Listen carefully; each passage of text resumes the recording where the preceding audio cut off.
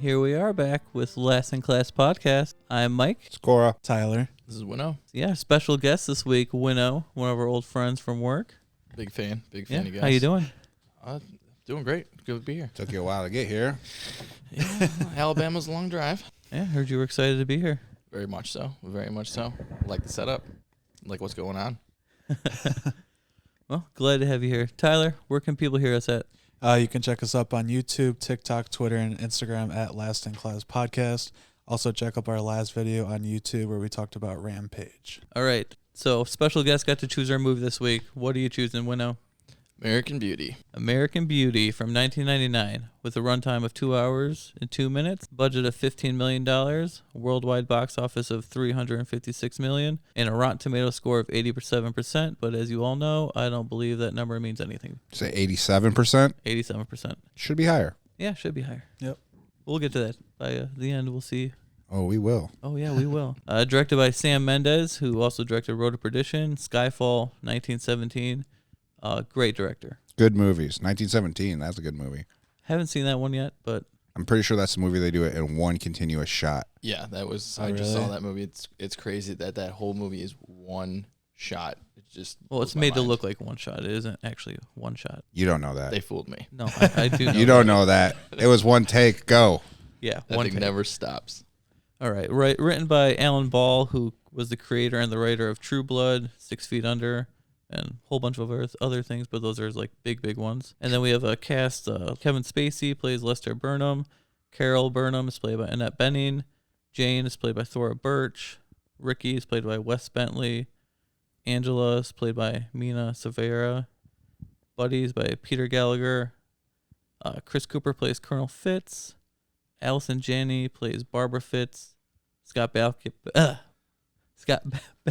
Ziggy! plays Jim, and Sam Robards plays the other Jim. Most of these people, you know what movies. And they you're are. forgetting the most important actor in this movie. Yeah, You forgot who's to that? mention him.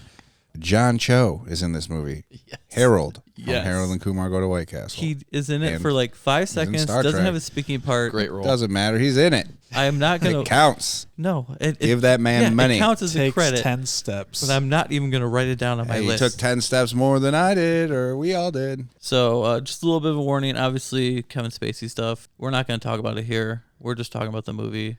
We're not gonna bring up the other stuff. He did bad stuff. Obviously, we don't condone that. So we're just talking about the movie. Like it's 1999. Everyone good with that? Yep. Yep. All right. Woo, haha, gonna party like it's 1999. Big Willie style. It's also what's kind of interesting is because I feel like I watched this movie back in 1999, so I feel like I watched this movie a little bit different than somebody would watch this movie Now. today. Yeah. You watched this movie when you were 11? Yeah, this is it. It's kind of funny because my parents like never watched movies, and then I just remember my mom talking about this movie once, and then of course like you're going through Mammoth Video or Blockbuster back in the day, and you're like, oh, what's that hot chick on the cover Shout there? out Mammoth. Yeah, I'm pretty sure they died out a long time ago. Sadly, Just One like the real Blockbusters left. Not sadly. When there was still VHSs, all their tapes used to mess up my VCRs. you know the animals that use these movies that go to rent them. Like the fact that it didn't even work at all is shocking. Yeah, only went there because they had all the wrestling VHSs, while Blockbuster did not, and they messed up my VCR multiple times. Well, that's wrestling fans for you. Tyler, have you even ever touched pile a driving. VHS tape Yeah. in your life? Yeah? Yeah. Okay. I got Yeah. the Santa Claus VHS right in the closet there. Probably have a copy at my house. All right. Nice. Yeah, my buddy's daughter saw a VHS. She just did not know how to use it at all. Just looked at it like it was some high-tech stuff from 2030. Yeah, it's like, what's rewind? What's fast forward? Now that we're bringing that up, I was literally just cleaning the house yesterday, and my mom found like 2 VHS tapes, and we just put them in to see what it was. Apparently, it was like a recording from a Grey's Anatomy episode, and then a recording from Dancing with the Stars. So, yep, that explains it. Oh, yeah, I have all sorts of random stuff recorded from when I was a kid, like from the Disney Channel and wrestling, all the sorts of wrestling. I still have all my old wrestling tapes that I bought and like rare horror movies and stuff that you can't even get on DVD. I'd be interested to see like what the commercials were like back in the day. Yeah, exactly. Too. Oh, there that was there was the commercials on there too. I was That like, is the best okay. part of watching those. Oh man, there's some of these commercials I've been watching. Like I'm just like, I work with these guys from Mexico and stuff. I'm like, let me show you a little bit of Terry Tate Office linebacker. Yeah, it's great stuff watching the old commercials. I watch them on YouTube all the time. All right, so this film's from 1999. I feel like I shouldn't have to say spoiler warning, but spoiler warning. We're going to talk about this movie, and we're going to talk about everything. If you haven't seen it, I guess you can stop this podcast right now And go watch it. Do yourself a favor and watch it. I suggest that too. Watch it. Pause, go watch, come back. Thank us later. Yeah, sounds good. It's a romantic drama, but it's good. I was against it the entire time. The whole reason why I picked this movie was to trick you into having to watch it. Yeah, I know. He got you. I fought him on it for like a month now. I'm not watching a romantic drama. I want to be bummed out. All right, so how you guys want to talk about this time? Just want to talk about characters and just scenes in general instead of like a scene by scene. I feel like it would be kind of hard to do that for this one. Yeah, mostly I just have like a lot of quotes that I liked from that movie that I guess would kind of. Whoa, you're stealing the quote thing from me? That's exactly what I was doing. I was like, he would be proud of me. Like I came in here. Would I be wrote proud down of you? some Notes and, Dude, you're stealing his thunder, man. It's my thunder. all right. Little lightning. No, you can go ahead. Say whatever quotes you want, but we'll get to that in our quote We'll section. edit it out. We'll Don't have a quote out. Yep. I bet some of them are the same. I guarantee it. All right, so general story-wise, like Lester Burnham, Is depressed. yeah, depressed, suburban life. Wife has to seem like she's perfect. Their house is perfect. Also depressed. Yeah, everyone's depressed in this movie, at least at the start. The first thing that he said while watching scores, the first thing he says, like everybody in this movie is depressed. It's like, yeah, that's suburban life. Yeah, Sakura didn't see this until now. Tyler didn't see this till now. Me and Brandon watched this. I watched it many times in my life. You? Yeah, I've watched this a lot of times. I really like this movie. So Lester Burnham, Kevin Spacey, just depressed. His job sucks, and he's told that they're going to lay off a whole bunch of people. His daughter's depressed. Because she's a teenager. Yeah, because she's a teenager going through all teenage life. Yeah. Body image issues. Yeah, mom's depressed because she's not as good as a realtor as her idol buddy. Doesn't respect her husband. Yeah, doesn't respect her husband. She wears the pants in the family. It's clear from the get-go. Does she? Oh, yeah, absolutely. I thought she was just like a run-of-the-mill realtor. She's trying to be the best. Yeah, she's trying, but she Yeah, I'm saying is not. she wears the pants in the relationship with her and Lester. Oh, I mistook that for breadwinner. Well, she gets to pick the music. I mean, like opening one of the Yep. first scenes, they're sitting down at dinner, and She drives the car while he's asleep in the back. in the back seat. That's like the third thing that I wrote down is that I can't believe like if I ever sat in that front seat of the car and both my parents were in that van. Oh, well, cell phone coverage nowadays, my parents would be in jail. All right, so who else? They get new next door neighbors. Ricky and his military dad, Colonel Fitz. Sir, yes, sir. Yeah, sir, yes, sir. He's a Yeah. by-the-books kind of guy. Right, and their mom, who seems to be, I don't know if she's actually supposed to be drugged, but She's depressed and drugged. she's kind of just depressed and not really there. I'm pretty sure she wears the same clothes through the entire film. She wears like the same white gown. Yeah, she's not Right. there. Yeah. She's She's out of physically it. there. She- Mentally, she's gone. Yeah. She's just existing. I'm But curious. with it's like a husband like that, I mean, what are you That's- supposed to do? right. I'm just kind of that was another thing I was going to bring up. But I was curious to how she became this way. Yeah. Look at the husband. He's insane. Definitely. I feel like we could have gotten more out of her story in this movie. Yeah. But Yeah. all right, so it basically starts. We get the rundown from Lester, and He talks about how it's the happiest day of his life. He starts out his morning in the shower, does some stuff to himself, and then pleasuring himself. and he foreshadows. He's like, and I don't even know. I'm going to be dead in less than a year, or is it a year? He says in less Less than a than year, a I'll be year. dead. Yeah. Yeah. So we And- get a lot of voiceover work in this movie. Yeah. He's narrating a lot. Yeah. It just kind of goes on from there. He just hates his life. Yep. Shonen dead end job, like you said. Yeah, I mean, where they say there's a whole bunch of layoffs coming in very soon, but we also hear about a prostitute story, which is set up for later on in the movie. We get the creeper next door, which is Ricky. Ricky's like filming everything, and he's just coming off super creepy. Yeah. And he's like filming his daughter Jane. Because nobody uses curtains or blinds in this entire This whole entire movie, freaking movie. no one uses curtains or blinds. This movie could have been solved with that. This Yeah. wouldn't have been. we wouldn't have a movie Yeah. if they used curtains. Yeah, I've never Speaking of which, our sponsor here, American Blinds. never been in a neighborhood where no one has blinds. Yeah. Right, especially like at night. Like I understand during the day, but like it's dark out and Kevin Spacey's doing the dishes and At least at the kitchen, though, like the background was all just greenery, right? He's not really expecting anybody to be like looking in at his kitchen. Yeah, but still, you're gonna just leave your windows open for someone to view in. Like weird people hang out in the woods. I feel like after this movie, people will always use blinds. Well, now it's 2022. Everyone is shut out to the world completely now. It's true. So no one wants anything. Everyone's got their blinds shut, but they're peeking out at other people. I'm about to put blinds up over these. Extra safe. You can't see anything out of these windows anyways. And you won't when I get blinds. Good. All right. Sounds good to me. No creepers next door. No That's right. Rickies. No Rickies. Then we got Carolyn. She's a realtor. So the next scene is like she's basically getting rid of the house, right? She's cleaning everything, organizing everything. Takes her. She takes her dress off and does it like her undergarments, but she still wears her heels. Yeah, still wears heels. That part annoyed me. Why? Why would you? I mean, it's hot, but why? Why are you doing that? It's trying to show, like her perfection. Like she's the type of woman who's going to clean the toilet while wearing pearls. She's not going to be able to clean much when she's got a sprained ankle. Right, got a point. This is all about a look. She talks many times. She's trying to create a look and live that lifestyle that she's trying to fake. Yeah, very fake. But then after she tries to sell all the house to everybody, no one's interested. The next scene is like her closing the blinds. The only scene where there's blinds, by the way. And then she screams and yells and it's smacking herself. Yeah. It's just a great scene. And apparently it was done in one take. She just knocked out of the park. Yeah, one take.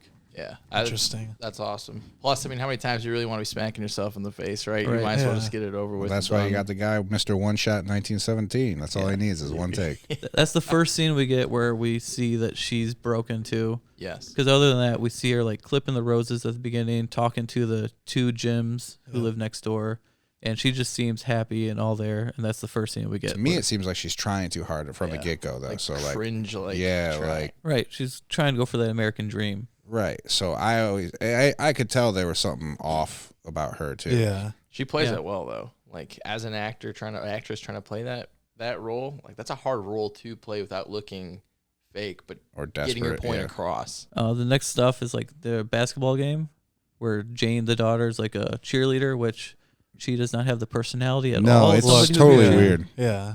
So that was a little unbelievable, but maybe her mom pushed her into doing it. And that's where Thanks, Mom. Yeah, that's where Lester first sees Jane's friend Angela and starts the fantasy, the whole roses, as you will, that it clearly goes through the whole movie. Well, and as I pointed out that scene to you, I was like, does this scene ring a bell to you? You said absolutely not. And the first thing I said when I got in here today was you talking about Family Guy, completely redoing this movie. That's the scene where Peter Griffin's watching it and he opens up his shirt and the hams start coming out. Chicken legs. I watched it today. Okay. I remember that now. But yeah, no, dude, that was season 3 of Family Guy. You expect me to go back that deep? How many people though watched that scene have zero idea what that was about? Me. A good amount. But every child and kid watching Family Guy, most likely. Yeah. Most of the adults at that time though would know because it's around the same time. Yeah, that's a good point. People 20 years older than us. Right. Well, my age. Or 40 years older. You mean my age. Tyler. You mean almost 40. That's what you mean. Thank you. So after the basketball game, we get this awkward conversation between the two parents. So awkward. Jane and Angela and, Lester. Lester's just totally zoned into He Angela. is super creepy. I don't understand. Super creepy. Yeah, he is. It is gross to watch that. It's hard to watch. Yeah, because the very next scene is him laying in bed fantasizing about her on top of the ceiling with rose petals and completely naked. There's a scene I didn't see coming. The first time I saw that, I'm like, well, how do you come up with that scene? Right. That's different. It's cool though. Yeah. Well, so now we're seeing the rose petals twice. The whole running theme in this movie is roses and red stuff on white stuff. So it's the red roses on the white ceiling. Yep. We'll get to some other things with Later the red on. and white. Yeah. Then after that, I was thinking about when they actually end up going to a little get together for the wife or when they're the big shindig At the convention. the convention. And we meet Buddy, the realtor. Then we meet Buddy the realtor, which by the way, why did they have to have that guy try to make him look 30 years older than he is? Because you remember him, I just remember him from the OC, Mr. Deeds. and Mr. Deeds, and Deeds he his didn't first have name? gray hair then, and looked 20 years younger, and they almost kind of made him look that was a little too much for me. Wasn't too much, but there was no need for it because he looked his age. Not old, not young. He looked like middle-aged like he's supposed to be. So they didn't need to make his hair gray. Didn't bug me though. I just like when Lester's trying to put on the show for his wife. Oh, that's okay, honey. I'll be whatever you want me to be. Yeah. And she goes to introduce him to Buddy. He's like, oh no, we met before. Last year at this party. And like, oh, it's okay. I wouldn't remember me either. Yeah, I love that quote. That's one of the quotes that's on my quote list. Oh, it's okay. I wouldn't remember me either. Yeah, for sure. And that's what leads to the great scene between what's his name, Ricky. Ricky Fitz. Ricky. That's where he became my favorite character, aside from all the creepiness. Oh yeah, when he's like, "Do you party?" Yeah. And they go in the. At first, I thought they were talking alley. about cocaine. I thought he was talking about like some gay stuff. To be honest, I thought it was like, "Do you party?" I was like, "Where is this going?" Like when I first saw this, I knew nothing about drugs, so I didn't know that party meant like smoking weed. I always thought it meant a little harder than smoking weed. But that's just different cultures. We grew up in different worlds. So they basically just smoke weed in the alley, and we find out that's what Ricky does for his he money. sells drugs, and then his boss comes out because Ricky's like a waiter. And this is why it's my favorite, because his boss comes out like, I don't pay you to, what's he say? Like, I don't pay you to. I don't pay you to do whatever you're doing in the, Then in don't. the alley. Then don't. What do you mean? Then don't pay me. Right. I quit. and then his boss like has the audacity to be pissed off. Right. Like, yeah. He's just like, asshole. Yeah, like that was the best part. It's like, what do you mean? Like you called this kid out, he gave you shit back, and now you're pissed. Like you can't be like, oh man, take a step back. Just like, watch yourself. So Lester just told him, like, you are my hero. Like, Yeah. aren't you worried? No. But they were talking about that movie, Reanimator. yeah, I heard you talk on the phone with Sakura the other day about that. That's why I brought that movie up, because I was watching this and I was just curious about Reanimator. That's Brandon didn't think it was a real movie at first. all. Thought it was part of the script.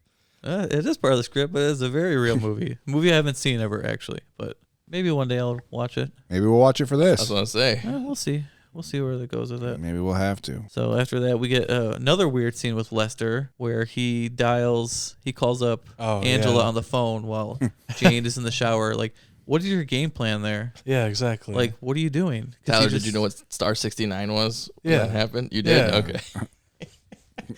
Not many people knew about that back in the day. Yeah. And then he scampers down the hall like loud as hell. he does know. that and more in the movie that Yes. pisses me off. Like he doesn't When he's trying to be think. sneaky. Yeah.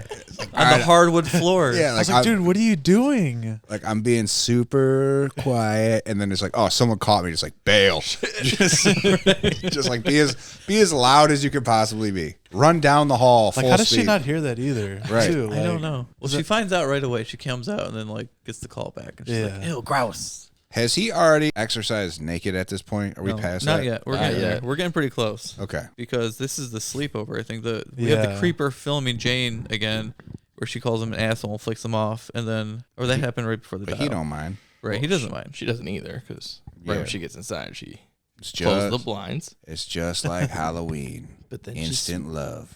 then she Instant smiles love. about it. And we get a little bit more from Rookie. It's the next morning, and like his mom is making bacon, which he doesn't want. He only chooses to take like one spoonful of eggs. I thought Out it of was the rice. big plate. Yeah, he's got this huge plate and one tiny spoonful of eggs and sits down. It's like, what the heck are you doing? He doesn't even eat them. Right, he doesn't even eat them. And this is when we find out the dad is like really conservative. Scotch is going And- straight to hell. Yeah. Yeah, he's Marine to Yeah. boot. Like, Military, and, his haircut is like old school military. I'm a Marine. And then the next is like the gay neighbors, Jim and Jim, knocking on the door, like Ziggy. really welcoming, really nice. Oh, here's a gift basket with all this stuff. What are you trying to sell? Yeah, Yeah. What are you trying to sell? Because he said my That's because partner. when they started knocking, he's like, "Do you know who's coming? Do you know who's coming?" And he's all Right. serious. I was like, "Oh my god, dude, relax. It's just a knock. It's not like it's like anything else, dude." And then he gets really pissed off in the car that there's gay people. Yeah, that character must have saw some shit in whatever war he was in, because he has screwed his entire family up. Right. And then he basically makes his son Ricky be like, I hate them too. Right. Yeah. Well, apparently Chris Cooper, he read the script and didn't want to do this. He thought it was like a really negative script, a really negative character, and his wife was just like, "You're just scared. You're scared to do this movie." And he like thought about it and he's like, "You're right." So this is why we got Chris Cooper in this movie. And I'm Great glad actor. we did. Yeah, Interesting. He's good in everything. Yeah, I've never seen a movie and I was like, Chris Cooper was bad. Like, he's a great actor. He should be in more stuff. Yeah. Like in October Sky, he was more of a toned down version of Yeah, Colonel Fitz. just like he was like a blue collar. Let's work. Yeah. He gets that point across very well. He's very believable, too. I feel like he's one of the most believable, real characters, regardless of what, you like, Right. his character to be. I feel like he's like the most real one in the movie. I think most of them are pretty real. I think everyone kind of relates to these characters somewhat. Well, I think Lester gets better as the movie goes Right. on. Yeah. Well, I He think becomes more real as the movie goes on. just in general, these characters really feel like what it was like in the late 90s, early 2000s, where Yeah. everything was just fake. Yeah, Yeah. and you know people like this, like characters like Yeah. this, like you've I'm sure came across people portraying these actors like Oh yeah, some of these high school scenes that I'm watching, I was like, yeah, I was instantly brought back. Like, yeah, I remember those. but like someone's mom like that, someone's dad like that, you Yep. know some crazy ex-military guy who's just like hoorah all the time. Yep. It's like, all right, like wait, how long you been out for 20 years? Like let's tone it down. a little bit. We're in the suburbs. Go play Call of Duty later. Right. Newtime, man. You drive a Ford, I get it. It's cool. American made, baby. American made. All right, so then we got another creepy scene with Ricky where What are you talking about? Creepy scenes with Ricky. Yeah, I'm talking creepy. He's talking to the girls and she's like, "Why are you watching me?" He's just like, "I'm just curious," and Yeah, that you makes it get more creepy. Yeah, Yeah. I mean that's due for a restraining order in, Yeah. in real life. This whole movie, Because he said it with a straight face too, and I'm just curious. and then he just walks off. Yeah. I'm gonna go try that. I'm just gonna carry a camera around. What are you doing this? I was like, I'm just curious. You're cool with it, right? But then after that, we have Ricky's dad is sitting on the couch with his wife watching a military show, and he's like leaning over and he's all super excited and like laughing and stuff. And then Ricky comes in and his demeanor immediately changes. He leans back. He's not smiling. Arms crossed. Arms crossed. And it's weird that they're all sitting on the couch like that. Right next to each other. Yeah. Right. 3 inches of space. So this Yeah. this family's just messed up. Even before the kid comes home, like the wife and husband they're shoulder to shoulder. It's not like they're all the way on the one arm side and the other one's on the other arm Right. side. Would you think, by the way, she like acts throughout the whole movie, that in that scene it would have made more sense if they were on either side of the couch, just based off of how they. Yeah. Well, she's like subservient to him is what I get, because she's gone. Like she has no character or personality, like, because she's just messed up from this dude. Like it's my way or the highway sort of thing, Limp Bizkit style. Yeah, apparently they Tyler had yeah, Tyler knows about Limp Bizkit. Tyler, do you know? I do. Only thing I know. Yeah, Tyler doesn't know. But in that scene, yeah, right as they're watching the show, she just like looks on over to her left. She's like, "Oh, what did you say?" And they're like, "No, Mom, no one said anything." Like she's just in her own world. Yeah. Well, apparently the character had more dialogue and they cut it out because they felt like just the silence and like how just The uncomfortableness. you could get the character, like it was done so well they didn't need the dialogue. Right. Well, hopefully she got paid for it, even though she got her lines cut. Well, she was an Academy Award winning movie, so Yeah, it definitely goes on the credentials. she's probably still making And money she's to in The this day. Walking Dead, right? Allison Janney. I don't know, maybe everyone's in Walking Dead. Well, I'm Even just saying. Thora Birch was in The Walking Dead for a little while. Oh, really? Yeah, or the newer stuff, not the stuff that I watched. Yeah, she's in The Walking Dead. And then we have more stuff with Angela. She's now teasing Lester Oh yeah, because Angela, the best friend, she wants to be a model, and she's kind of talked up a game, like she's done all this stuff. Yeah, she plays it pretty to the T, like she's a whore. Yeah, she plays it to the T, and she's like, "I think your dad is hot." Blah blah blah. And the dad overhears this because he's obsessed. Yeah, if he would just build up his chest muscles and And get his in shape, arms. I'd have sex with him. And he's just like, oh, yeah. came on. Next scene, he's immediately in the garage working out, and for some With reason, baby weights, yeah, might we with add. baby weights, and immediately like I gotta do this naked, and just Yeah. strips down naked and starts working out. And also doesn't close the blinds in the garage. Yeah, so Ricky you know what fits happens? naked Yeah. and leaves the blinds wide So what open. happens when the blinds are open? Ricky's there recording it. Ricky Fitz. Ricky- Here's your scene. Yeah. this guy's naked, and he like zooms in out of his eyes, and he's all just like, yeah, Oh, I'm yeah. getting jacked, even though I got like 5-pound dumbbells in my hand. Welcome to America's weirdest home videos, he says, and I lost it at that point. I'm like, yeah, you know what? He's onto something. Yeah, but at the same time, you're filming that shit. Like, Yeah. what does that say about you? Nobody would have believed him if he didn't. I mean, I think his daughter would have believed him the way he's acting out the entire movie. But the scene that happened right before that, I forgot, was Ricky's throwing rocks at the window, and then the girls go to the window and look out, and it says Jane and fire in the lawn. Oh, yeah. But Ricky's also Another inside restraining the order. house already filming them, so I don't know how he did that. Speedy Gonzalez over here. No one ever goes outside to put the fire out. It's Michael Myers stuff. Again, it's Halloween callback. Exactly. But in that scene, though, he does videotape them, and he just goes right past, the wannabe Yeah. model. Angela's playing out. in front, Angela's trying to be, hey, look at me. He goes right past her Yeah, he wants to and disturb Jane girl. is smiling in the mirror. in the mirror. Yeah. And that's like another, like, Yeah. Oh man, this guy Ricky, he put my name in fire in my lawn. I'm in love. I'm in love with this guy. what would happen in 2022 with that? Whoop, whoop. Here come the police. No one went outside to put it out. No one noticed. Like you think the mom would say, "Someone messed up my lawn." Yeah. Right. No, she's Perfect. Especially with her and her flowers and stuff Right. in her lawn. Yeah. She was busy crushing up eggshells, getting ready for the roses. Yeah. We also get to see what Ricky's room looks like. It's all tapes and CDs, like So super weird, organized. He's got And like all white, very yeah, clean. Yeah. very white, very clean. A super nice electronic setup for that time. Doesn't look like it nowadays, but it's expensive stuff. And his dad has to come get a urine sample, so we get more info on Ricky's past, which is basically he got busted for drugs at some point. By the way, every 6 months. I don't know Yeah, if he every got 6 busted months. for.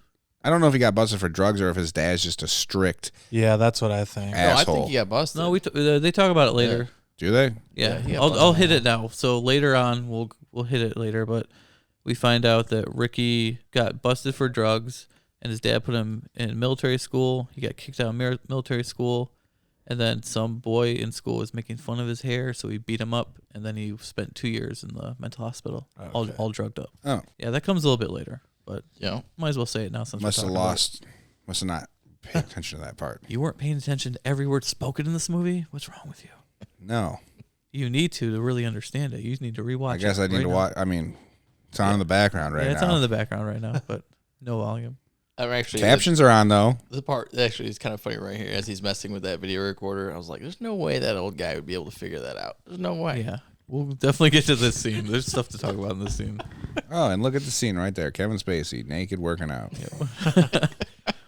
And then, which leads us to the next scene, which is Lester fantasizing about Angela in the bathtub, and he's pleasuring himself in bed next to his sleeping wife, and then she wakes up, and then they have a fight about it, and he's basically just like, it's because we're not doing anything, and they have a fight about that, and they have a fight about just their relationship, and Lester tells her off, and then just goes to sleep smiling. I'm saying that was his breaking point. I think that was his turnaround point. Where he's, Right. I don't care anymore. And yeah, That was the first time he stood up for himself, and Yeah. you saw change in him, and like actual happiness. or just I think he was more proud of himself. He was surprised by himself because the next scene basically he's saying it's a great thing when you realize you still have the ability to surprise yourself. Yeah. And I was like, man, I haven't had that feeling in forever. Like Yeah. it's one of those like, and I know what he's talking about, and when it does happen, You gotta keep moving forward. So then Lester starts working out or running with the Jim and gyms. Jim. Ziggy. Where his goal, they're like, do you want to put on muscle weight or just burn fans? He just wants to look good naked, he says. It's pretty funny. Yeah. And then we also see Ricky's dad sees him running with I the like two gyms. I like this scene. So immediately you think that, well, you can talk about it in just 1 second. He immediately know that he thinks that Lester's probably gay. Yeah. What do you like that scene, Tyler?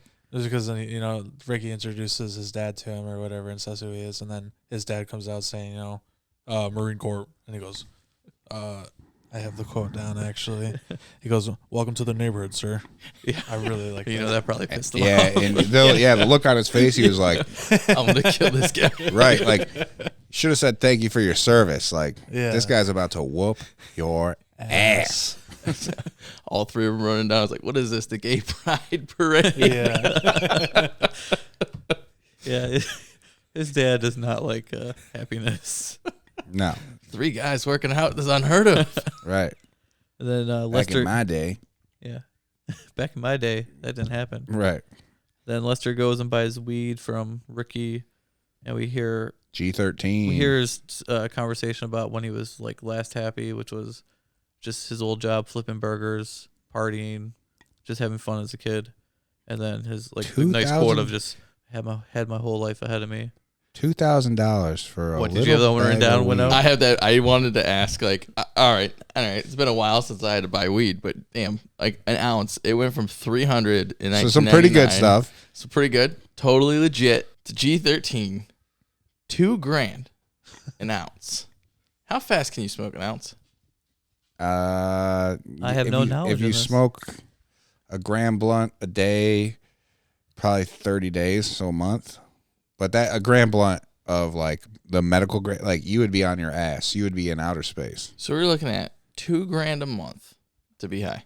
Yeah, but like if you just roll like a joint, like a half-gram joint, or like smoke a bowl, like you'd be all right. But they just like love to smoke joints in this movie, so he's probably smoking a gram joint. I mean, with inflation right now, would this be $6,000? Well, marijuana is legal now. It's so legal now, so it's different. G13. Then we get Lester working out again in the garage, smoking weed again. I think from this point on, you don't see Lester unless he's smoking weed, basically. All right, so the next stuff is Lester at work, and his boss is reading his sheet that he had to sign or fill out of like what's his job and why is he important, and it's just like, Brandon, I'm sure you know what it says, right? Oh yeah, yeah. I have this written down for sure. This is sweet. Part of me kind of wonders sometimes if like watching this movie at a young age kind of made me act the way that I do now at work, because people look at me and like, did you really just say that? Yes, I did. But he basically wrote down, my job consists of basically masking my contempt for the assholes in charge and at least once a day retiring to the men's room so I can jerk off while I fantasize about a life that doesn't so closely resemble hell. And I was just like, yes. Yeah, you have a huge smile on your face right now. Yes. One of my favorite parts of the whole movie. I'm like, yes, this guy's I my think hero. everybody just wants to do that at some point in their life. So at that point, the guy is like, well, pack your stuff, get out of here. And Lester's like, nope. And blackmails them for like 1 year salary and benefits for the whole prostitute story that he brought up earlier. Because you are one twisted fuck. Right. And he's like, nope, I am just an ordinary guy with nothing to lose. And then he celebrates himself when he's walking out with like a yes. yes. Like he just got fired. He's carrying his box and he's super excited. Oh, severance pays. We'll never see one of those, but that's awesome that they used to have that in the 90s. And then Carolyn meets up with Buddy for lunch, and we find out he's separated from his wife. And he's down to clown. Yeah, he wants it. He does. And then here comes another creepy scene with Ricky. He's outside of the school filming a dead bird, and the girls come, Jane and Angela come and ask him. He's like, because it's beautiful. And creepy stuff like that makes Jane want to walk home from school with him now. Yeah, she refuses a car ride home, and it's just like, Right. I'll just walk home with you. And like the weird part about me was Angela was just like, it's like a mile. I know. It's like, a mile. all right, like that's not that far. Yeah. I know. Like, why would you even drive anyways? That's Right. like we almost had to walk a mile in between our schools. Right. Oh, yeah. yeah. It was 0.8 miles, I think it was, from A-Pod to the mechanical Phase shop. 3. Yeah. It was so much walking. It was horrible. I loved it. Of course We you got did. away with so much shit. You did. I just literally would walk to class because I was a good boy. You'd show up 20 minutes late for class, and teachers would ask me about you, Winnow. If you show up on time, they Where's your expect you to boy? show up on time. I don't know. You show up 20 minutes late. If I get there like 18 I never minutes had late. an unexcused tardy ever. So You didn't get tardies. That's the thing. Well, because I argued with the teacher. I that's told her. because he was probably best friends with all the teachers. I told the teacher, I was like, if you can make that walk in 10 minutes and prove it out, I will be here on time every day. And they're like, well, I'm not doing it. I'm like, well, neither am I. And that was it. All right. So then after that, we're back to Carolyn and Buddy, and they're in a hotel room having some fun. And then they talk about going and shooting guns. Yeah. It's funny. I wrote that down too. When they're talking about shooting the guns, it's kind of interesting. I don't know how true this is for most people, though. I don't know if that was kind of like a fake thing for the movie, but he's just like talking about how powerful he feels shooting a gun. And I kind of wonder if that's what people actually feel or not. Some people for sure. I mean, I've only done it one time in my life. I didn't necessarily feel like that, but Yeah, I didn't either. you definitely felt different. I think what it is that you are so focused on what you're doing that everything else drowns out because you want to do everything correct. You want to be safe. You want to hit the target. And it's a nice thing to get away from having all this background noise in your brain going on of all the things you have to do for the rest of the day where you're doing this one thing. Nothing else matters at that point. You want to make sure. So between that stuff, Carolyn is finally like finding herself and finding She's happiness. happy. Yeah, she's happy or getting happy. Yeah, she's And getting then- happy with the king of real estate. Yeah, Buddy the King. That's I right. think they even say it when they're in the hotel room, like in the middle of it. King? You're the king. And then we go to a happy Lester who's smoking, of course, driving a car, Smoking singing weed. music, going to get some fast food, and then he figures, why not apply for a job there? Well, you know how much that was another kind of funny thing. That meal that he orders, $4.98 for a whole meal. When the other two go through the drive-in later and they both get like 2 things each, like it's like $7.50. I know. I just went to Arby's the other day. $16. You can go to Taco Bell, get a $5 box. Yeah. That's true. But the taste None has of gone them down. More dog food there. Hey, you stop that about Taco Bell. Taco Bell's still number one. It is. It is still number one. It is still number one. All right, so then we go to Ricky again, showing Jane his dad's Nazi plate because apparently a whole bunch of people collect this stuff. His dad only has this one plate, but it's going to come back because his dad finds out that he's looking through his stuff. Yeah. How do you think he found out? Because there was handprints on it probably, and his dad's meticulous. Yeah. It probably would have been very easy. He probably has it booby trapped. Like, I put this one hair here. Yeah, I was gonna say, or he has it like as a certain way inside there because of how much he fantasizes about the thing. Right. And he's like to a T, like a perfect, like he wants everything his way done. Yeah. Like that's what I got from it. Like, oh, he knows because like there's fingerprints on this and there shouldn't be fingerprints on this. What's kind of funny though is like the dude was in the U.S. Army, right? I feel like the Marines. people that are collecting, the U.S. Marines. How many people are pissed off by that comment just now? Sorry, I apologize. But most of the people that I feel like would be collecting this stuff would not be part of any part of the U.S. Armed Forces. You know what I mean? It would just be like some random guy out there. that would No, be my collecting this. grandparents both were in World War II. They both have Nazi memorabilia. Yeah, but they were in World War II. That's like your prize for winning. There's a lot of people from Vietnam War that have a lot of stuff from Vietnam. A lot of people in the Korean War, they got stuff from Korea. I mean, this guy wasn't in World War II. So Maybe he was. Especially since, no, he wasn't. He wasn't. No, he was way too young to be in World War II. I can understand, like, lots of people, like, collectors would want a German Luger from World War II with, like, the Nazi mark on it, but this is just a plate. Yeah. I don't know why I would want it. I don't know. Just a big FU to the Nazis. Maybe. And then we get to this, probably the second most iconic scene from this movie. The first one would be the rose petals, obviously. It's on the cover. Everyone's going to remember that. Second most iconic scene is, first you get the quote, "You want to see the most beautiful thing I've ever filmed?" And he shows Jane, and it is just a plastic bag blowing in the wind for like 2 minutes. This reminds me of that Katy Perry song. Do you ever feel like a plastic bag? I've never heard Tyler that knows.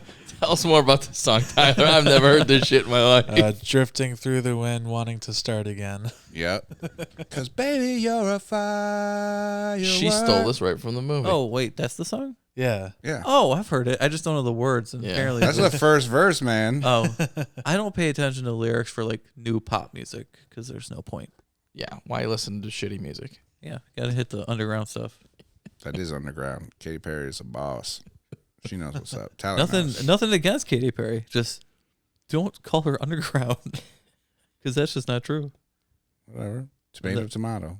Then we get the dinner scene with Lester, Carolyn, and Jane, where we get Lester picking up the plate of asparagus and throwing it at the wall. Well, he asked for it like 3 times. Yeah, pass asparagus until he finally gets up because no one's paying attention to him.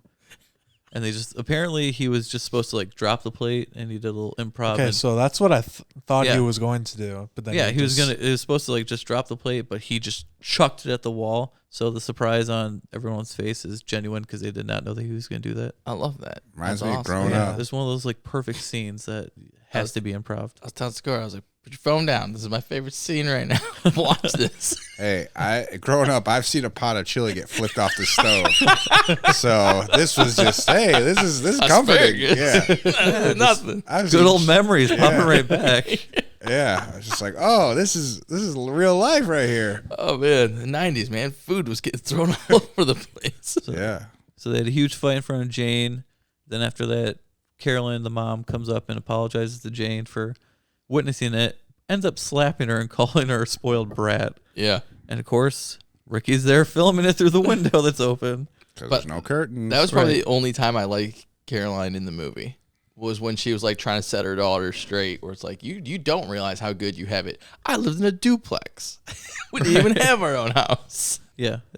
The character's amazing. It's not a character that you actually enjoy, but you enjoy her performance. So then after that, she's just like, you know what? I'm going to take off my shirt in front of him while he's filming. And she knows. Yeah, she knows. She's doing it on purpose because she sees Ricky. But then in turn, Ricky's dad comes in and starts beating him up because of the Nazi plate. So she sees him get beat up. So they have a connection now. They've both just been abused in the last 5 minutes. Yeah, his camera's still rolling, and it's displayed on his nice 50-inch box television. And the dad doesn't notice at all. And he's just getting his ass whooped. At one point, the dad does look across. He kind of creeps across the window and sees her. Yeah, he sees her after he's... Why wouldn't she just like run away? Why does she have to keep watching and just have the... I don't know. She just waits. And, yeah. It kind of works in her favor, though, right? Because now she's got something on him. To where it's like, watch yourself. Like, I saw this, but I just kind of like I was thinking about that. I'm like, could you imagine being in high school and having like a hot chick next door that was just, hey, look at my tits. Like, oh my God, like I lived in the wrong neighborhood. Like, why didn't I have that? Because this is a movie. Right. It starts somewhere. We'll talk more about that scene later on when we're doing like the facts about this movie, because there's definitely some info on that scene. After that, where are we at? Carolyn shooting a gun, being super happy, singing in the car just like Lester was earlier, turns in the driveway, and Lester has bought a Firebird that he's wanted. You can't 1970. rain on my parade. And he also buys a remote control car. Mm-hmm. Yeah, another improv scene where he was driving into her leg. She did not know about the improv. She didn't know about the remote car and that he was going to do that. And that's pretty good of him because he was not facing her. No. So. Yeah. I wonder if it was actually him doing it, though, or if it was someone off His screen. fingers were moving. Yeah, but that's called acting. Unlike Fitz, who's sometimes videotaping, I see this stuff getting zoomed in and zoomed out. Oh, and yeah. His fingers aren't moving. Yeah. No, he's just holding the camera. Yeah, so it's probably a guy off to the side. And Kevin Spacey just taking credit for jamming that Tonka truck into her leg. And then Lester realizes, like, she seems really, really happy now. So he's like, you're different, and starts going for it again. Yeah. And they're both into it until he's about to spill his beer on the couch, and she freaks out. And she's just like, you're going to spill your beer. And he's like, immediately, so what? Who cares about the couch? It's just a couch. It's a $4,000 couch. It's like, it's just a couch. Yeah, who cares? I know. It's material things. I kind of, well, whatever. They can do what they want, but I'm kind of on her side. I don't want to just spill stuff on the Why couch. would you have a $4,000 couch? It's part of the lifestyle she wants. It's not the point. Even if it's a freaking $300 couch that we probably need to buy in my house right now, if someone's about to spill something, I'm going to stop them. If you're about to, Hey, you're this I got a close. free couch, and I spilled beer all over it. Yeah, that was on the last podcast. Yeah, but if you paid $4,000 for it, you wouldn't have spilled it. If I paid $4,000 for it, someone should beat me up. I would beat your ass. Yeah, if you spent thank you, $4,000 on the thank couch. you. Yeah. But the point is that There's better things I can spend $4,000 on. for sure. But like that was like their time to like possibly repair. Yeah, but you their can take marriage. 5 seconds to put that beer on a coaster, sir. Or you could just shut the hell up and just continue in the moment. The heat of the moment, man. In You the heat of gotta the I roll understand with the heat of the punches. moment, but trust me, I am on her side. Have you seen Clerks 2? It's okay to go ass to mouth in the heat of the moment. No, it's not. In the heat of the moment, it's possible. Hey, sometimes you gotta do things. Sometimes you just gotta do it. Backing away from this conversation now. Then we got Jane and Ricky. And Being weird. This is when they talk about their backstory about the whole military school and mental hospital. Then we get back to the beginning when they're filming the scene where they're talking about killing her dad, which is like, someone should just kill him. And he's like, do you want me to kill him? She's like, yeah, sure. Would you?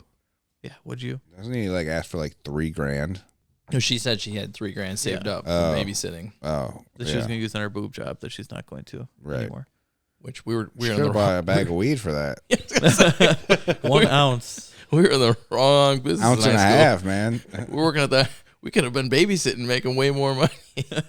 Yeah. Then we're on the next morning. Ricky's dad sees Lester making a call sign to Ricky. You know, Lester just needs more weed because he burned through that like month supply in a week. Yeah, because he's not slick at all. Not at all. He just So- he screws everything up right off the rip. Yeah, so then Colonel Fitz goes upstairs to Ricky's room, and this is somebody that you don't think is technically knows like anything about electronics or technical stuff, and he immediately plugs in like the camera and starts looking through tapes like he knows what he's doing. It's only like the second tape, and he finds the video of that he recorded of Yeah, and why Lester would you working le- out naked. And like this Ricky kid covering his tracks all the time. Why would he leave all those tapes Just just out? sitting there. Yeah, just sitting Yeah. there. Oh, here's the naked one of our And neighbor. not like in like a, I don't know, like a box or something. No. Somewhere else. Just out in the open. Just on thrown his desk. across his desk. Like here's tape 1, here's tape 2, here's tape 3. That's a good point. I didn't think about that. But then I also kind of think of the dad where it's like you see your kid walking around with a video camera all the time. Like, at what point would you wonder, like, I don't know. If I saw my kid walking around with a video camera like that, I'd probably like, you know what? I don't even want to look. I don't even want to. Or maybe have that conversation. Hey, I saw you lighting our neighbor's lawn on fire with her name. I think we need to have a conversation. Quit filming dead birds in plastic bags. Like, what do I gotta do? job. Do we need to put you in sports? Like All that stuff is okay. Just you can't smoke weed though. Right. Yeah. Every 6 months. You can be every a- 6 months. you they're can gonna be a test it. total creep, but yeah, just it's fine. All right. So then we get Lester, who's now working at Mr. Smiley's, and his wife and buddy, who had just had some fun, come through the drive-through. Come to the drive-through and order food, which is like $7.89. Go back to Brandon's statement. It's a good deal, man. And Lester catches them, and it's just a great scene. And we get a really good quote where he's just like, Oh, "No, hell yeah. you don't ever get to tell me what to do ever." Something along. No, those I lines. like the Ever quote again. before that where the other girl is like at the window with him, and he's like, "Let me take this food," and he like hands it to him just to like prove it to her. And she's like, "Why are you discussing this in front of I don't know, let's just call her Jane." And he was like, "Well, Jane's the assistant like drive-through manager, so this kind of is her business." This is her turf. This is her turf. Yeah. Like that's like awesome. I also just like when she's like, "Busted." Yeah. His passive aggressiveness is awesome in this movie. Like, I just love the way he's got everything lined up. Like, he's playing chess while everyone else is playing checkers, and I love it. So then we got Colonel Fitz here thinks his son is gay now since he has video of him.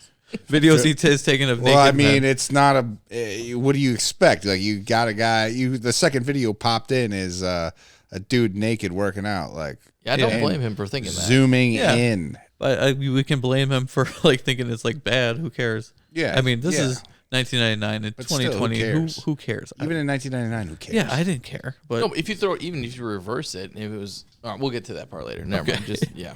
so then Ricky's dad calls him out about it, and then like starts beating him up again. And then Ricky starts like to push him. Like he sees that his dad's really, really mad, and he's like, "If you're gonna be gay, I want you out of the house, or whatever." So Ricky just pushes him into kicking him out of the house, which you don't need to do that. Just be like, "Fine, I'm out of the house. Who cares?" Just push around the best ass in 3 states. And then after that, he goes downstairs. What? Is that his dad sees him go sell the bag of weed to Kevin Spacey, and he's working out naked. We haven't got there yet. Or wait, did we? Yeah, no, that's past the scene because that's why he like confronts him because Yeah.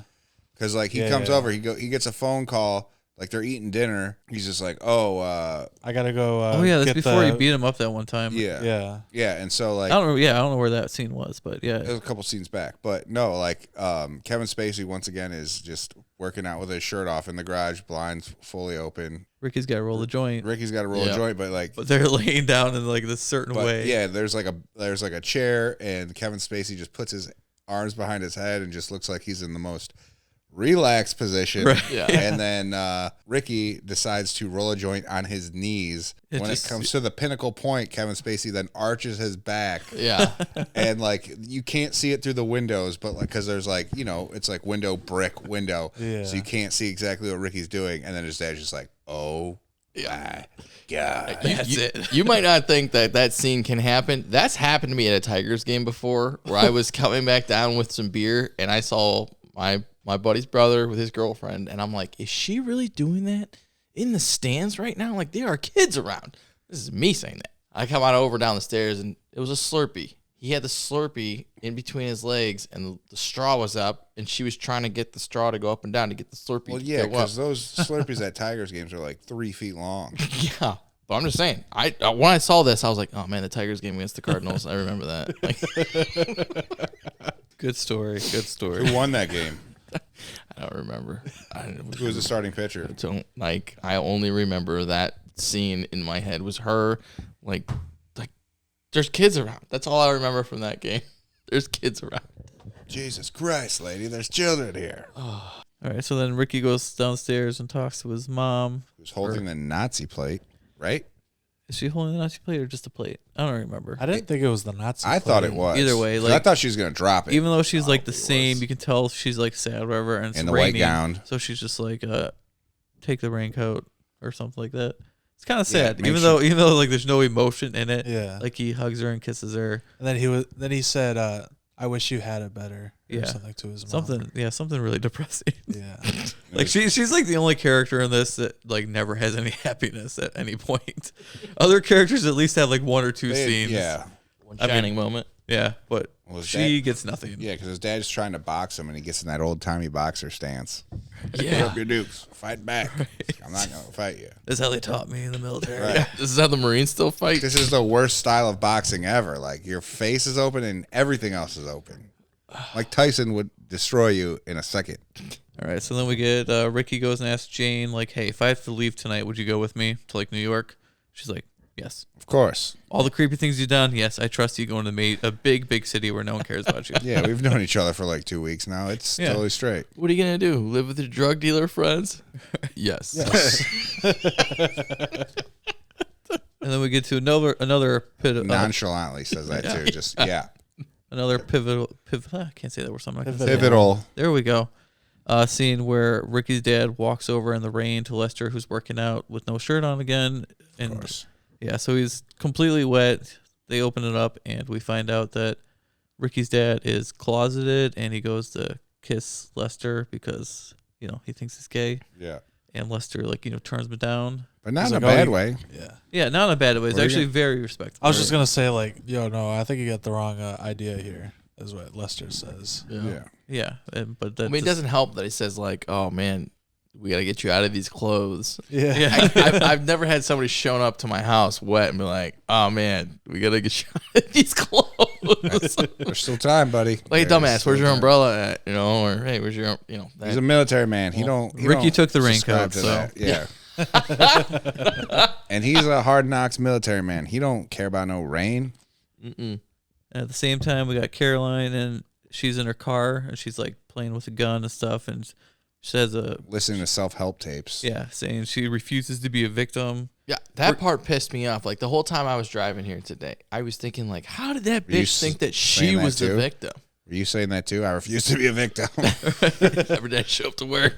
No. But how of all the things that happen, she goes out, she's banging other guys, right? Right. She's the one that's yelling at him about buying a new car. She's the one yelling at him about spilling beer on the couch. She's the one yelling at him for quitting his job. And yet when she gets caught banging another dude, she's now the victim. How? It's because she's put in her head her perfect life, and Lester, who's now sticking up for himself, is Yeah. Not He's not a being- pushover anymore. yeah, he's not being the trophy It doesn't husband. make you a victim. I know it doesn't, but this is what people put in their head. You have to get in their mentality. But this was happening in 1999. Well, it's Right, been it's happening okay. for the history of time, I'm assuming. I just thought people were started getting crazy within the last like 10 years. No, they've always been been going on that. forever. They're just more No. openly crazy. Yeah. They don't you're- try to hide it anymore. Yeah. They don't just slap themselves. So then we get Angela, who's trying to seduce Lester again, She's back. and we find out that she's been all talk and she's a virgin. You like Yeah. muscles. And as soon as that happened, Lester actually kind of stops and tries to we shouldn't Comfort go her. any further, comfort her, reassure her like this is not your fault. This is not your fault. Don't feel dumb. Blah blah. The first time he hasn't been Creepy. Well, he was just creepy because they were getting far. My question is why would they just do it in the middle of the living room rather than like go up to the bedroom? Because there's no rules anymore. No one cares. Yeah, at this point, you're living your best life. At this right? point, they Because think he's going for it, man. Yeah. She was trying to play the stereo. She was seducing him. Yeah, that's the scene that he has the upper hand. Like, she comes on over, holds onto his arm, and she's like, oh, I can tell you've been working out. She's like, you like muscles? And she realized she went too far. And now she's lost the power. Now he's holding it over her, and she's like, shit. Now Yeah. what do I do? there you go. Shit, now this old guy. Yeah, he's on to me. And then we got Lester asks Angela if Jane is happy, and she says she is, and she thinks she's in love with the freaking weirdo next door. Angela asks Lester, "How are you?" And his nice quote is, "It's been a long time since anyone has asked me that. I'm great." Very nice. Yeah. Then the next scene, of course, is Lester. He's looking at a picture of the family where they're all happy. Probably the last time they're all happy together. And all of a sudden, a gun comes up from behind his head. Bang! Shoots him in the head. So at that point, when you saw the gun, who did you guys think it was? I don't remember for me because I saw it in 1999. Yeah. So But I brought it up today when I was at work with these two guys. I was like, I don't know who it was. Like, even still seeing the end of the movie. Like, Obviously, you got like 4 suspects or whatever. yeah, at this point, you have Caroline in the car with the gun. She's like a prime suspect. She has a gun, and she says Makes she's going sense. to be a victim. Makes She's sense. got no blood on her. Well, we don't know that yet. Yeah, we don't know that yet. We see the gunfire first. He gets and then- shot, and we then they see the go suspect. through the scenes Yeah, of where the so- people are when the bullet Yeah. is shot. So that's when they eliminate Donnie who Darko it's style. not. Donnie Darko. Yeah, this film has a very familiar feel, like Donnie Darko, which came out later. So Donnie Darko copied this. So then we got Caroline with the gun in the car. We have Jane and Ricky, who said they were going to kill him on Yep. tape. Yep. Angela, they kind of tease that a little bit, but I never really believed nah. that. And then Chris Cooper, the next door neighbor, was kind of also a dark horse you don't think about. But so we get the nice scene. We get him talking about his memories from like flashing before his eyes, and you get like a nice memory, and you get one of the suspects kind of, and it shows them what they're doing when they hear the gunshot. Another memory, another person, so on until we find out it was Chris Cooper's character, which is Ricky's dad, and he's like in the garage, like white shirt, blood all over, and cleaning up. And then they show the missing gun on the wall, so obviously, like, Yeah. it also Yeah. shows that it was him. Yeah, I don't know how you're confused by it, Sakura. well, because he shot him in the back of the freaking head. And then you see Chris Cooper covered in blood. Yeah, but he shot him in the back of the head. Where were that blood? That's always my big It's question. it's a yes and no thing. Like, obviously, if you shoot him in the back of the head, the blood spatter will go forward. And not backwards. It goes but everywhere. It goes So it's everywhere just in the everywhere. head. Head is like hitting a Oh, major yeah? artery. Are you a type of stuff. forensic guy? You guys watch too many movies. Is this real life? Right. You know forensics? I took forensics in school, actually. You know forensics. Yeah. All right. I took ballistics with All right. Let's get a pumpkin. Let's get a watermelon. We'll blast a gun into it, and we'll see how much splatters back onto But it. obviously, it's gonna splatter back though. Yeah, maybe not as much, but remember, we're talking about the visuals of the red and white, which we'll talk about in the next section. Then we got Ricky and Jane come down to find him dead, and we get another creepy scene where Yeah. Ricky's just Just- looking at a dead man's face. Ricky's happy and, as hell. and smiling. Yeah. Oh, this is beautiful. He doesn't say that, but he's thinking it. Yeah. Oh, he has a little smirk on his face. Yeah. Like, this guy's not my type of guy. All right, so then we get that's basically the end of the movie. We get the credits with a beautiful cover of the Beatles song "Because." Another voiceover Yeah, from another voice. Yeah, great voiceovers. We'll get to some Spacey. quotes. Yeah. All right, so we basically talk about the whole movie, but we'll do a brief talk about some of our favorite scenes really quickly. We kind of already covered everything. We missed one of my favorite scenes. Okay, what is We it? skipped right past it. What is it? When he runs past, when he jams the remote control truck into his wife's leg, she's like, "Who's that 1970s Pontiac in the driveway?" He's like, "It's me. I rule." Yeah. Fine. 1970 Pontiac Firebird, the car I always wanted, and now I have it. And then he just throws his I hand. rule. Yeah, and he's not even facing her still. Yeah. He Right. he's just drinking a beer, just sitting in a chair. I rule. Just like, yeah, I made it. Kinda like, all right, like that's pretty sweet, bro. At that point in the movie, you're like, yeah, you did. You won. I mean, compared to what you were 37 minutes ago when I was watching you. Well, compared to that, your wife is out there getting with Buddy the King. Like, yeah, and you don't care about it. Like, all right, good for you, man. Yeah. Good for you. It was kind of funny because right before he did die, Colonel Fitz comes on over and it's like, oh, where's your wife at? She's like, I don't know. Probably out banging Mr. King. Yeah, he's like, you don't care. It's like, No. nah, it's all facade. Yeah, it's all for show. Yeah. and Making it that's even why worse. and that's why you think like he's just like, oh, this guy's totally gay, and that Yeah, I can see that. Yeah, you're right. Because when he's like, it's all for show, dude. Like, it's no big deal. Yeah, no, like, you're a good he's point. Because he's just like blowing it off, like, dude, whatever. I don't even care. But that's not what he means. But that's what this closeted guy takes it as. Like, oh, all right, well, I saw you on my son's video camera just lifting weights naked. Right? Yeah, so I join in. Right, yeah. So now it's my time to shine. Yeah. I'm kind of jealous of how much he just doesn't care. I thought, I thought you were gonna say you're jealous of something else. I'm kind of jealous. hey, give him one more beer, and maybe we'll see. They seem to be happy. So I'm just saying. No, when Colonel Fitz like grabbed his back originally, I was like, oh, he's about to stab this Yeah, guy. I initially thought when the garage door was opening that he was gonna have like a machine gun or some gun to shoot him right then and there. I agree. I thought the first time I saw that garage door open, he was walking in. I was Because like, you this see is how he's gonna die. You see like the windows of his face, but you don't see like I thought he was holding a gun or whatever. So as it came up, I was expecting like heavy duty type stuff, but it was just him just standing there. Yeah, and then when he grabs his back, I was like, oh, this guy's about to get gutted. Yeah. Like, it's about to be, because like he talks about it in the very beginning of the movie, like, I'm about to die. Yeah, So like that's what I thought. Like, it's gonna happen. yep. That's what I was also gonna ask you guys. Like, what do you guys think about movies that kind of like give you the ending right in the first 2 minutes? Like, does it make you? Does that movie change? If that movie, if you did not know that opening scene, the first thing he tells you is, "I'm gonna die in a year." If that scene was out, how different is this movie? It's probably weaker, actually. See, when a movie does that, it's taking a risk. Lots of people forget about the first things they hear at the start of the movie, which you should never do because it's always great buildup. Yeah. But if it's done right, movies like this that like give you the ending and then come back to it at the end are usually my favorite style movie. Because it's like giving you a little hint or tease to what you Right, should but be like saying how- later. Because it makes you, it thinks. It Makes you plays on think. your mind the whole Yeah. movie. Like how, like just like I just said, like, oh, I thought he was about to get stabbed in the garage. Nope, I was wrong. Like when is this is he gonna get in a car accident? Like, I like when it makes you think. Right. Like actually So- think in the movies. So yeah, so you think it? I don't know how to explain this. It makes your mind work overtime While you're during watching the movie. while you're watching it, because you're trying to figure out what's going to happen. trying to be a Yeah. step ahead. And if this didn't happen, and all of a sudden he dies later, like, but here's the thing though: when he dies, you're not shocked. That's the thing, because you knew it was You going knew to it was happen. happening, yeah. So there's no shock value to it. Doesn't It doesn't if you need the shock didn't- value. but that wasn't the message of the movie. Well, that's what I'm saying though. But if the message wasn't there and he wasn't going to tell you he was going to die, don't you think the shock value would have gone up for the ending of that movie? Nope. No. Nope. Why not? It just doesn't need it. Just because it was so written and acted so like well. Had they shown the scene at the beginning of the movie and then shown it again at the end, yes, it would. Oh, that's a good point. But it's just kind of a throwaway line. Like, in less than a year, I'll be dead. Lots of people are gonna forget that, and then it's gonna come full circle and be like, oh yeah, I remember that now at the beginning. All right. But had they shown the scene and then went back to it, And then bring then it back again. that would have cheapened it out. All right, so one of my biggest pros on this movie is the acting is phenomenal. Like, everyone's perfect in this movie.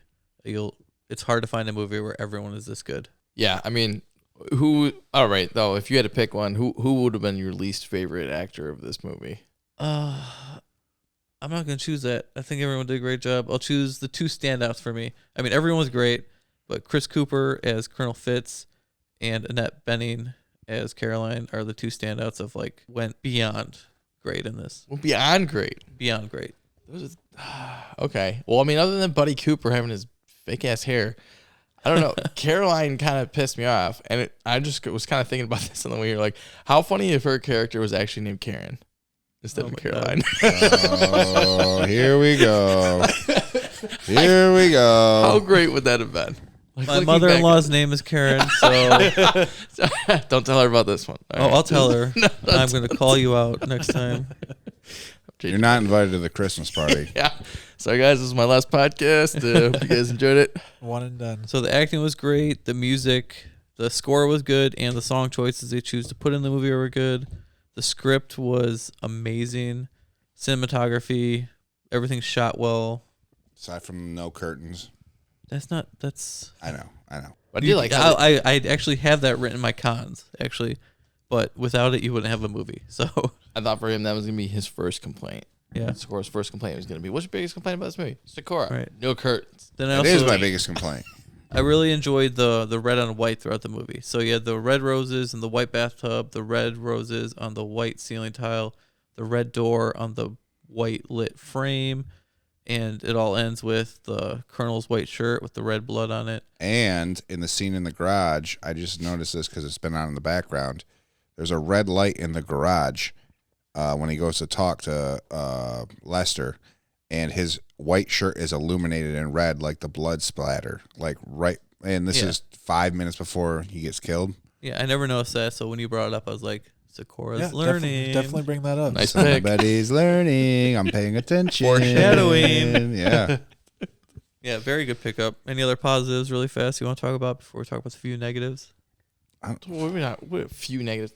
There's all positives. I mean, the whole thing about this movie is positive. Yeah, It's a Windows movie's pick. It's excellent. totally positive. This guy's not biased at all. Like just every quote in here, like every time there's a scenario where I think Lester's getting fucked, he has something to come back. Like when they're going through the drive-through, buddy, this is her husband.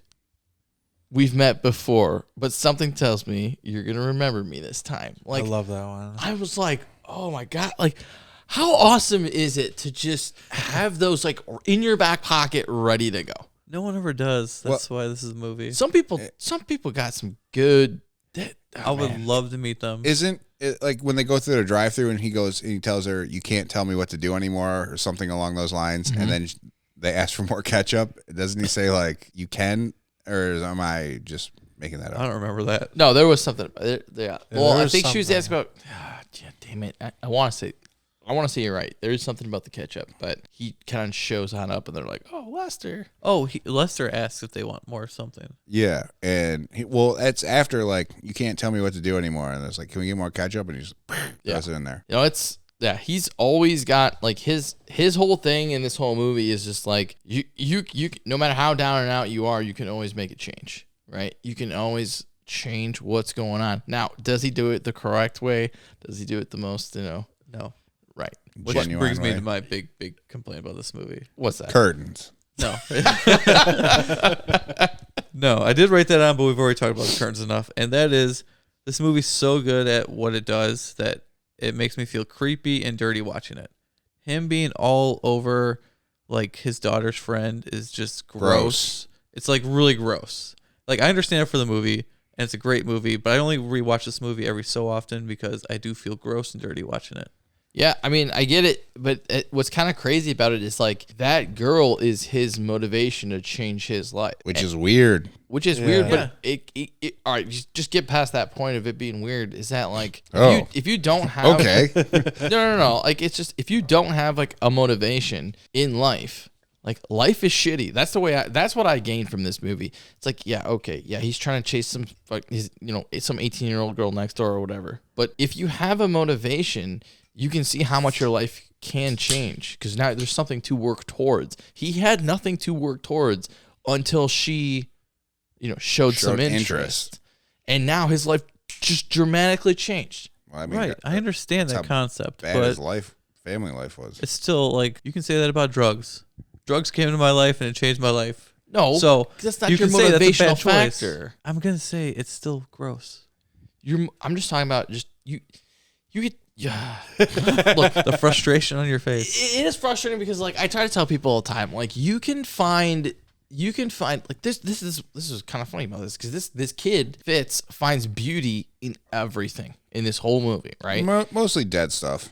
In a bag. But the thing Yeah. is, like you Katy can Perry. learn from anybody or learn from anything. When we were downtown at the Tigers game for opening day, that homeless guy came up to us and was telling us that he would trust a snake more than he would trust us, right? We gave him liquor. Yeah. Well, that guy was nuts, right? If we never listened to him, we never would have gotten that quote. But we bit and asked him, what the hell are you talking about? He goes, I know what a snake is going to do, and I trust a snake before I trust your two asses. Because he said, "I know a snake will bite me. I don't know what you two are about to do." Right. And that always like, stuck well, I me. did- And that was, 18 years ago when that Yeah, happened? but I was just like, bro, I just gave you some liquor. Like, I'm a pretty nice guy. Like, I'm not going to attack you like a snake. Like, Right. The point is, though, is that we let him talk. He was out there. He was out of it. you can still learn from those scenarios. Yeah, he's trying to bang some 18-year-old, but the fact is, throughout the movie, everyone starts to have a goal to start going for, and that's when they become less depressed. Caroline's goal is to become a better salesman, so she starts banging, the king. Is that how you get ahead? You just bang the guy who's higher up than you? I'm gonna hold this comment for today, but but yeah, once you have that goal, that's what I feel like this movie is about. Honestly, it's you can change your life at any time. You just need a goal. I'm not telling everybody to go out, find your next door neighbor, but All right, does anyone else have any negatives? Curtains. We already talked about curtains. Tyler, any negatives really? Or just some like side stuff that I was just questioning about the movie. So obviously you see the scenes with Jim and Jim jogging on the sidewalk. When Ricky and Jane are walking home, they're just walking in the middle of the street. oh yeah, that drives me nuts. Yeah, Does there's it a really car have- coming up behind them, right?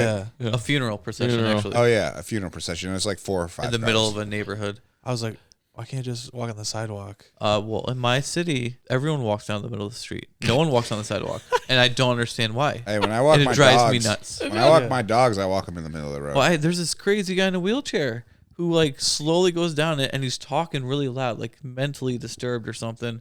And he's in his wheelchair, and he's so loud. I was like, get on the sidewalk. Some cars can hit you. Maybe I saw him 2 days ago again. This is like I've seen him 7-8 times in the last year. Yeah. Always down my That's- street. Why? it's almost I don't once know. a month. That's what's also kind of funny about the scene though is like they're how old in that scene? They're both seniors in high school, 18. 18. 18 and 17, I believe they're supposed to be. Fitz goes, did you ever have known anybody to die? And they're both like, no. I was like, you know what? Like, as shitty as their childhood was, like, that's pretty nice to be able to get to 18 years old and not to know Yeah, how do you not have anybody. like Yeah. an uncle or a grandma? Grand- Yeah, a Grandparent. family member of some sort. By 18, I knew like Or like 6 a people. Like, friend's, I've been to like- 6 funerals by Yeah. then. Maybe no one close. Maybe that's what they meant by it, but who knows? But they didn't say that. Yeah, but I'm just saying, like, you said grandma. Like I said, I've been to like 6 funerals by 18. Yeah.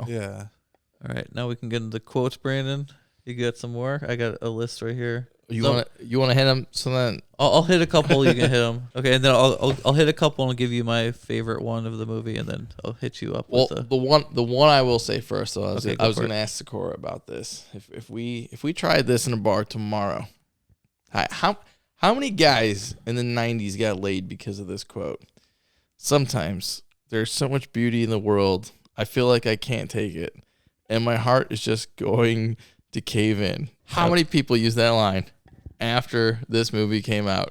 I don't know. That sounds like some Goo Goo Dolls lyrics. That was one of the quotes on my list. Look, it's not the quote of the movie for me. What's the quote of the movie for you? So then I want to see what your quote of the movie That is. almost was it, but if I had to choose one, that's my favorite. It's after that funeral procession. He's talking about how he filmed like a dead homeless person or something, Yep. and we get the quote.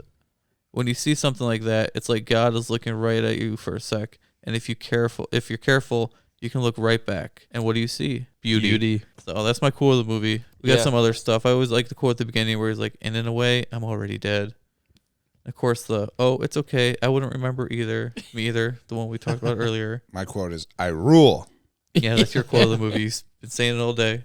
And then another one I really like, which is by the mom. She's like, "Honey," this is after the cheerleading thing. "Honey, I'm so proud of you. I watched you very closely. You didn't mess up once." That's what you, That's a backhanded compliment. I know. You really get to know the character from that quote. So I think it's not just funny. It's actually like a really good quote for the character. Oh, she's a bitch. All right. That's funny. But yeah, no, the only ones I have is like just the opening scene, just to start you off, telling you like this is how this movie's about to go. Look at me jerking off in the shower. This will be the high point of my Ew. day. It's all downhill from here. Like I tell people at work, like minus the jerking off part, like I'll tell people at work like No, stuff that's like how that. he tried to sell me all on the this time. movie. That's how he tried to sell me on this movie. No, it's the opening scene. This guy's jerking off, and then his life goes downhill from there. Just like, why do I want to watch this? Right? But then a lot of things that kind of get brought up was quotes like, "There's nothing worse in life than being ordinary." And I feel like a lot of people feel it that way. And it's kind of hit upon multiple times in this movie. Like even when they're leaving for New York, basically Fitz just puts her in her place. Like, you are the most ordinary person. Right. Yeah, and then she breaks down. But going back to being in Ricky Fitz's his room, and Lester's talking to him, and he's like, God, when I was your age, I flipped burgers all summer just to buy an 8-track. Ricky Fitz goes, that sucks. And he's like, no, actually, it was great. All I did was party and get laid. I had my whole life ahead of me. Yeah, that's another good one. And it's like, I don't know, like as I'm getting older, I kind of feel like, yeah, there are times where I'm like looking back on times where this generation of people are like, oh man, yeah, that sucks. It's like, no. It was great back then when we had to do our stuff. And then I don't like locked doors in my house, boy. yeah, that was the kind of the next one we were talking about, because Ricky Fitz has this quote where he says, never underestimate the power of denial. And like, that's another one that hits for so many people where it's, you look at him and you're like, dude, what the fuck is going on with you? Like, how did you not? Nah, man. Like, the power of denial is fucking great. Right. It's just, there's just so much shit in this movie that I don't know. I love it. Like, I love his attitude. I like to fill out an application. Sorry, there's no jobs for manager. It's just for counter. He goes, good. I'm looking for the least possible amount of responsibility. And I'm like, man, I would love to become rich enough to where I could just, that's what I do. I go back and just do something where I'm like, yeah, I don't care. I'm just here for the Right. entertainment. I'm just here to have a good time. Something goes wrong, you just bail. Yeah, screw it. But then the scene where it's like, Jane, I quit my job, and then I told my boss to go fuck himself, and then I blackmailed him for almost $60,000. Pass the asparagus. But yeah. And then I'm so glad you brought up that him throwing the plate of asparagus against the wall was just on him. Like, Yeah, that's on my little factoid sheet. I only got a couple more factoids. Hit us with them. Don't interrupt me. I'm tired of this Lawrence Welk shit. So we had the whole plate asparagus. There's just a couple of things here. The movie won 5 Academy Awards: Best Picture, Best Actor, Best Director, Best Cinematography, Best Original Screenplay. Annette Bening was up for Best Actress, but lost to Jessica Chastain in The Eye of Tammy Faye. Never saw it, so it must be amazing because Annette Bening was in this one, so I can definitely say she deserved it. Maybe Jessica had a better movie. I don't know, but she definitely deserved it. The other thing that's weird about this movie is Thora Birch. She had a topless scene in this movie. She was only 17. For some reason, it's legal if your parents sign off to do it at 17, and I don't know why. That's interesting. That's just weird. Yeah. Yeah. Like 18, like he's gonna be like, oh sure, my son's allowed to smoke cigarettes if he's 17. I signed off over. You can't like this. It shouldn't be allowed anyway. Yeah, but look at the movies that how many movies would never be created because of stuff like I said, in Alabama, it's like the age of 16. Right. But So- this is not a state law. This is, you have to be 18 in the whole country. And the other weird thing about it is that her dad was on set that day. Oh, that's Yeah, now it's checked more- up. yeah. Like, I understand the part where he's like, hey, look, this is going to be awkward, but we got to do this. He's like, yep, just let me know when not to show up. And Exactly. Yeah. So that just is weird. Like, I didn't know that when I first saw this movie. I found that out years later. But I don't think she regrets doing it, but whatever. Then the other main thing I want to talk about is the title of the movie is American Beauty. Forgot there for a second. American Beauty, which is a type of rose, to go back to the whole rose thing through the whole thing. And it's a rose that's like very, very beautiful and plentiful and stuff, but it's also known to rot in the roots and the branches. So the whole thing is showing, it's like a whole metaphor for suburban life on how on the outside it's like all beautiful and perfect, but on the inside we're all like decaying and decomposing and rancid at the root. So okay, so it's time to rate this movie. Our rating system: 5 is a true classic, 4 is pretty darn good, 3 is a middle of the road, 2 is a should be better, 1 is it's bad, and 0 is nothing redeemable about this movie. If anything gets over 4.0 on after we average it out, it goes on our wall of fame. Anything a 1.5 under goes on our wall of shame. So far, wall of fame is just Conjuring. Wall of shame is Halloween Ends. So far, that's it. So, Brandon, you're the new. So, what are you giving Hit it? us with it. Yeah, man. This is probably the closest I'll ever get to a 5. So I'm going with a 4.5 on this one. This is Ooh. the movie that it still holds true today. As it did 99. All right, Sakura, Mr. Howler, what are you giving it? Yeah, I think I'm gonna go with big 4.5. It was a lot better than I expected. Didn't want to watch it, but now I'm glad I did. All right, Yeah. Tyler, you next after Randy. Yep, I'm going with a 4. Solid 4. Me, I can't believe I'm already giving another perfect 5 this early in the game because it's This guy's biased. no. This was a very important movie in my early, really movie watching days for like This guy Academy gets stuff. 5s out like It's- Halloween candy. Whoa. Hit It's more on getting that. a perfect 5. Whoa. What was more? What was the important part? What do you mean? You said this is a very important movie, and your first time watching. Not my first time watching. In my early days of studying film, Oh, basically. Okay. This is how like after seeing this, like it's hard to like match up to this even now. Interesting. So perfect 5. So average of a 4.5. We officially have our second Wall of Fame movie. Ooh, Cha-ching. yeah. That's right. There we go. All right, Tyler. So where can they hit us at? You can check us up on YouTube, TikTok, Twitter, and Instagram at Last in Class Podcast. All right. As always, Okay. thank you for Winnow for meeting us here tonight. Well, thanks Thank for you, having thank me. you. Right. I'm Mike, Scora. Tyler. Winnow. and see you guys next time. Who's going?